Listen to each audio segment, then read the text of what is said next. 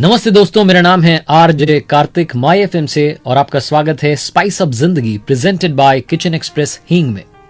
आपके लिए लेकर आता हूं हर गुरुवार सुबह 10 बजे जिंदगी की चटपटी कहानियां। और आज आपको सुना रहा हूं शालिनी जी की कहानी, जिनके दिन की शुरुआत हमेशा इसी आवाज से होती थी, अरे जगी क्यों नहीं, अब तक चाय पिलाओ। हर सुबह जग करके चाय बनाना, नाश्ता तैयार करना, फटाफट से पति के लिए टिफिन तैयार करना, खुद के लिए टिफिन तैयार करना, नाश्ते में एक दो निवाले खाना और उसके बाद सीधे ऑफिस निकल जाना। थक हार करके काम से शाम में घर लौट करके आना, फिर से किचन में घुस जाना, देर तक किचन के काम निपटाना, वापस आना, बच्चे का होमवर्क करवाना, अगले दिन की तैयारी करना। इस सब में शालिनी जी फ्रस्ट्रेट हो जाती थी। शालिनी जी को लगता था कि क्या लाइफ जी रही हूं। वो सोचती थी कि इससे अच्छा तो मर जाती।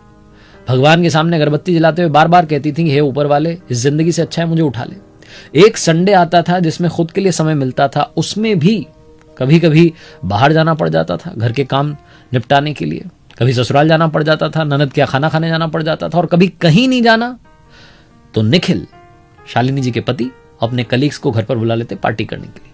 यानी कि संडे को भी शालिनी जी को जम करके काम करना पड़ता था। वो समझ ही नहीं पा रही थी कि खुद के लिए समय कब मिलेगा। इतनी ज्यादा फ्रस्ट्रेट हो गई कि कई बार तो उन्होंने सुसाइड तक का सोच लिया। कई दफा उनके मन में ख्याल आया कि घर छोड़ करके भाग जाती हूं, कहीं दूर चली जाती हूं, सबसे दूर। वो इतनी ज्यादा फ्रस्ट्रेट हो गई थी अपनी इस हेक्टिक लाइफ से। उन्हें लगता था कि उनका पति समय नहीं दे रहा है, बात ही नहीं कर रहा है, बच्चे भी अपने में बिजी है, सब अपने अपने में बिजी चल रहे हैं, मुझे यहां घर की नौकरानी बना रखा है, मैं करूं तो जिंदगी में करूं क्या। शालिनी जी वो जो भगवान से बार बार कहती थी ना कि मुझे ऊपर उठा ले, एक बार कुछ अलग ही हो गया। शालिनी जी को ऐसा लगा जैसे सीने पर उनके किसी ने रस्सी कस के बांध दी हो। सांस लेने में तकलीफ हो रही थी, हॉस्पिटलाइज्ड किया गया। मालूम चला कि उन्हें कोरोना हो गया है। 14 दिन तक हॉस्पिटल में थी। वैसे तो सांस लेने के लिए बहुत सारी हवा थी, लेकिन इनको सिलेंडर से ऑक्सीजन दी जा रही थी। तबीयत इतनी ज्यादा खराब हो गई कि वेंटिलेटर पर रखना पड़ा। 3 दिन तक वेंटिलेटर पर थी। शालिनी जी के दिमाग में बस एक ही ख्याल आया था जब वो हॉस्पिटल में थी कि ऊपर वाले, आपने मेरी बात सुनी तो वो वाली सुनी जिसमें मैं कह रही थी कि मुझे ऊपर उठा ले। उसके अलावा भी कितना कुछ आपसे मांगती थी, अपने लिए समय मांगती थी, अपने लिए खुशियां मांगती थी, आपने वो क्यों नहीं सुना।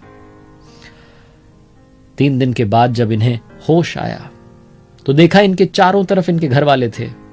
इनका पति, ससुर जी, सासू मां, ननद, दोनों बच्चे, सब लोग आसपास बैठे थे और सबकी आंखों में से आंसू टप टप करके गिर रहे थे। निखिल ने कहा, शालिनी तुम भगवान के दरवाजे तक जाकर वापस लौट करके आई हो, मुझे माफ कर दो, मैं तुम्हें समय नहीं दे पाया। घर के कामों में हम सब इतने बिजी रहे कि तुमसे बात करने का, तुम्हारे लिए समय निकालने का समय नहीं मिला।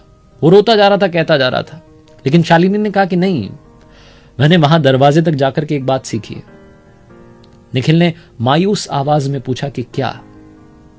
शालिनी जी ने कहा कि मैंने सीखा है, लाइफ इज ब्यूटीफुल। निखिल ने कहा, कंडीशंस अप्लाई, और दोनों हंसने लगे। छोटी सी जिंदगी है दोस्तों, जिसमें हम बहुत ज्यादा फ्रस्ट्रेटेड फील करते हैं अपने घर के कामों की वजह से, ऑफिस के कामों की वजह से। जो हेक्टिक लाइफ हम जी रहे हैं इसकी वजह से हमें लगता है कि हमारे अपने लिए कोई समय नहीं है, हमारे पास में समय कहां से आएगा, और हम जिंदगी को कोस रहे होते हैं। लेकिन जब हम वो दरवाजे तक पास जाते हैं ना, ये जिंदगी छोड़ करके जा रहे होते हैं, जब हमें ऐसा लगता है ना, तब हमें समझ में आता है कि लाइफ इज ब्यूटीफुल। जिंदगी के हर उस पल में मजा है जो हमें मिला है। आप देख रहे थे स्पाइस अप जिंदगी प्रेजेंटेड बाय किचन एक्सप्रेस हींग। जाते जाते आपके लिए एक छोटा सा सवाल। शालिनी जी जो जिंदगी को लेकर के सोच बना के बैठी थी, जिंदगी से जो उनकी शिकायतें थी, वो किस हद तक सही थी,